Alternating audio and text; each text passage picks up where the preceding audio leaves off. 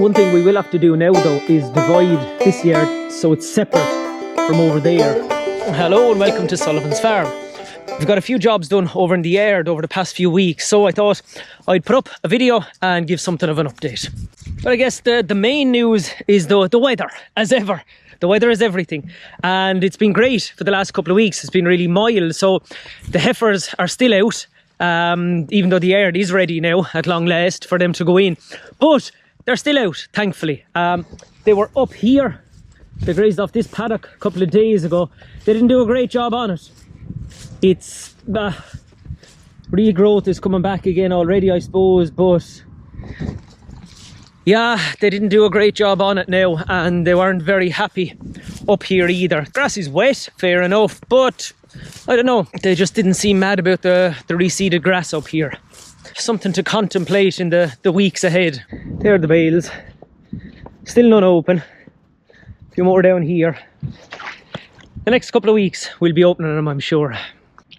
The shutterings here for the parlour and the lane 2 out here. The frame, 12 unit frame, arrived as well. There's the 8 unit one. So the plan originally was to put in an 8 unit parlour, and then I thought, well, I'll leave room for 12 when I matted it all. And then that kind of expanded and we got that frame, and we bought another few bits and pieces of the same man. So between the 8 unit and the 12 unit parlour, we'll fit a 12 unit parlour. I don't know if the 12 units will all be up and running straight away, but we have the frame for a 12 unit parlour now, 2'6" centres. We'll see how far we get with the 2 parlours. We'll combine the 2. I'm walking around here now and I'm trying to figure out which is the best angle to give you a sense of the shape of the yard now, so bear with me. This is the side of it. We'll have to put something underneath there to join, make sure there's no weight on those 2 gates, just there on top of the slats. So there's the old, the old gate of the new shed, which is here. We'll have a look at that in a second, but that's part of the side now of the new yard. And I guess the feed barriers have been moved and have been put up the full length of the slatted unit now, and I guess they have really added a shape to it. You can kind of see now what we're at, something of what we're at. The dividing gates to divide up the yard, we'll get to them in the next couple of days, the next couple of weeks, but the main thing is that the heifers can come in now if the weather, as and when the weather gets really bad. But yeah, feed barriers, 4 of them were up here in the new shed, in what was the new shed, but we took those down, moved them down, set them up here, and there's a gate. The one that was a gate is still a gate down here as well, so it's just hanging here now, and that'll swing out. It'll just give us an option if the tractor ever needs to come in this way, or cows need to be brought in or out a certain way. We have an option just to go out that way now, run a bit of wire down along there, and we'll figure it out. There's the gap, the new gap in the distance too. We took down the feed barriers and put up 2 15-foot gates as well. Now when I say we, I didn't do it. It is Pat Dunphy and Bally is doing the work, and Willie Dunn is the man who did the welding and the figuring out and the bit of the engineering. And a great job he did too. There's an extra little piece there to stop the gate lifting up if, say, there was a cow or a heifer for some reason trying to shove the gate or push it or try and do something crazy like that. She can't do it. It's only when the gate swings out the way. I won't open it now. When the gate swings out the way, that piece will be out here, and then the gate can be lifted up so that it's easier to clean out the shed. And it's the same on this side as well. Same kind of a thing. So we'll have a look at the calving area itself then. While we're here, there's a gate I hung. We'll have a look at that in a second. Lads, there's gates every place here now. This is where the heifers and the cows will be calving then. Put straw down here from those white bags in the distance, and they'll just go down there to eat. And this is why the feed barriers that were there were not going to be used anymore, because heifers will be going down there to eat. So the feed barriers got a bit of an upgrade from being just barriers to feed barriers again, and those 15-foot gates we'll do the business instead of them. One thing we will have to do now though is divide this yard so it's separate from over there and the cubicle sheds there. So we'll have to put in a gate from here down to the feed barrier down here. Now I've marked it, so it's 16 foot to there and then another 12 up to there, but we haven't got past the marking out stage just yet. This is the other gate. I'm able to do some things myself. So I was able to put on that hinge and that bracket there. And then this gate swings across. Now it's 12 foot, so it's a little bit short. It's nearly the perfect fit. But what I might end up doing is getting a 13 foot gate there altogether, and then that can come down. But in the meantime, we'll manage with this one. So this gate was here from when we had the sheep. They used to be lambing in there one time, and I just never really took it down. It's there since. So what we can do for now anyway is just pretty much join the two of them there. I'll get a couple of chains, we'll join them, and then we'll step back. That'll close off that part of the yard. As we're up here for a minute, this is going to be where the calves will go. So cows and heifers will be calving there, and then we'll set up gates. There's big bags of straw here for now, and we'll set up gates up in there. Hopefully we get to reuse those little sheep hurdles that I had, buy a few more gates, and then just use the straw as and when. A couple of those square bales were inside in the shed. The twines broke on them when I was moving them. They were in the way in there. So the bales broke, but I got a genius idea. I'm full of them. And I just put them in those big bags.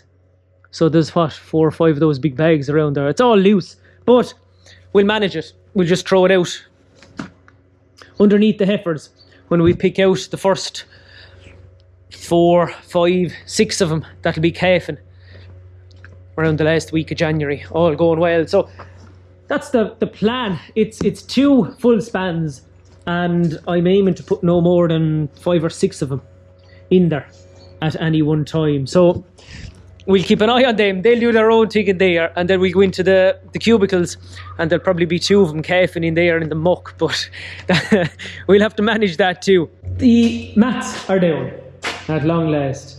I power washed them. That took a little while, and we got the mats down. They had to be cut to fit as well. So little bits like that to fit around the leg. And yeah, that was pretty much it. Very happy with them overall. Got brackets and bolts with them as well to put them down between each mat. A little bit awkward because I had to kind of drill at an angle. This bar was in the way, but sure, look, we managed. It wasn't the end of the world. I got a loan of a drill off a neighbour, and you have to have the right tools for the job. While Willie Dunn was here then from Pat Dunphy's place, he welded on those bars as well. All of those, I cut them off years ago, and there was a feed barrier along the whole length of this. The feed was here where I am. The sheep were out there behind a feed barrier that ran the length of that. But Willie welded them all back on. It says like your man never cut them out in the first place now. And there's a bracket then between them all the whole way up. So we'll see. Maybe we'll need to put one someplace else too, but sure, look, we'll figure all these things out as we're going. Willie also, well, I kind of hung this, one of the new cubicles. I did that bit. But then there's a crack in the wall. So Willie welded on, a couple of bits there, bolted it in. And we have our new cubicles. And then the other one is down here. So this is welded directly onto the upright itself. There. And down here as well. And then we put on these little brackets. And this bar, 2-inch bar. 2-inch bar onto this old one as well. Just to give it that extra little bit of sturdiness. Into the second span now for a quick look. And pretty much the same again. Just the bracket between them. They were a bit easier in here because now we'll show you this. Your man on the drill wasn't great at times. Well, we got there. The mats were smaller here, so there was a little bit less cutting. Or I started in here with the smaller mats, so there was a little bit less cutting to be done. We'll cover them in line a couple of days before the heifers are due in. and we'll go from there. So what Willie also done while he was here is all of these, there was used to be rain getting in up there when the place was leased out, and all of these, the bottom part of these, all rusted away. But what Willie did was drive a bit of air down into the hole there. I don't know if you can see it. And then cut it up here. Where did he cut it? Just there. I don't know if you can see it. We'll move around. Cut it just there. Welded it there. Welded it there. And again, solid as a rock. And then I came along and put down the brackets to hold them between them. What was good when I had to cut them is that I was able to cut them so that they kind of almost slotted in together. Now, that's not the case on this side. There's a gap between them. But where I could manage it, I kind of cut them so that they'd sit together. Another job on my to-do list. There's an awful lot of old stuff thrown around here, so I just need to go through it, bring it down to the shed at the road, or dump it. It'll be one of the two. Something I'll have to give. We'll go out through this magic door for a look.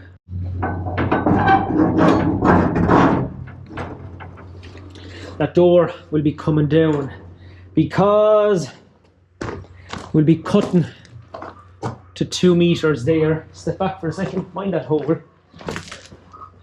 And that's where the cows will be walking out. Depending on where they're going, they'll be going out to the cubicles, out that way, off out that way, or they'll be going through the slot there.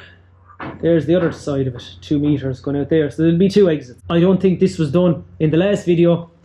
We'll have the pit dug out for the parlour at long last. We'll step down into the pit for a minute. Not an awful lot to see, but we'll have a look anyway. The blue barrel will be going into a hole down around here someplace. We'll cut it maybe, think about that far up. That should be enough. And that then will catch any water from the pit itself, or that flows over the edge from the side here too. Put a sump pump into it, and that'll pump the water then out into the tank there in the distance. What needs to be done here then is the floor will be poured, and then we'll build a wall up that side and a wall up this side along by that yellow wire, and then backfill in behind that, level off out here on either side, pour the concrete, and we're getting close then because that's where the cows will be standing. I've been taking out 1/2-inch pipe as well from around there as well. Now there wasn't an awful lot of it, but when there was sheep here, and then even when the cattle were here, 1/2-inch water pipe was enough to fill the trucks, to keep them happy in the truck there. But I was looking at it the other day, and I was going to get a fitting that would take, say, the 3/4-inch pipe that's bringing the water up to here into, say, what was a 1/2-inch pipe there. But we made an executive decision, another brainwave.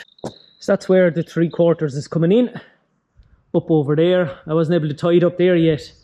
The ladder wasn't long enough to reach up from the bottom of the pit. And we run over then, mind the stones. Water pipe just comes along there, inside there, makes it easier to tie it up. There's a T-piece up in there, down into this water truck, so probably have to secure that somehow before the cows and the heifers come in.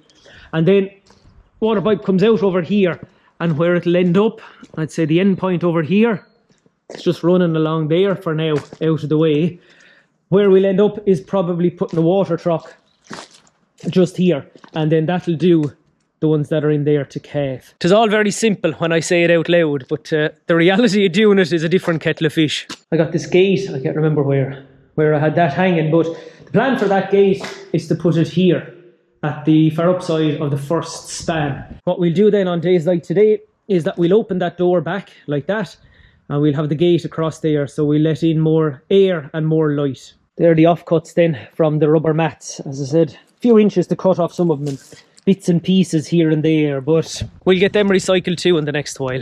That's it then, a quick update. We'll get the boys back to pour the concrete, all going well in the next few days, and then as soon as the parlour's in, we can start bringing the heifers in and out, throwing them a few cubes and getting them used to it. So when the time comes, the only bit that'll be new to them then will be the clusters being attached, and they'll be used to me and used to the parlour and used to the noise and used to the radio and all that kind of stuff. So That's again the theory of it. Thanks a million for watching. We'll talk to you soon. Good luck.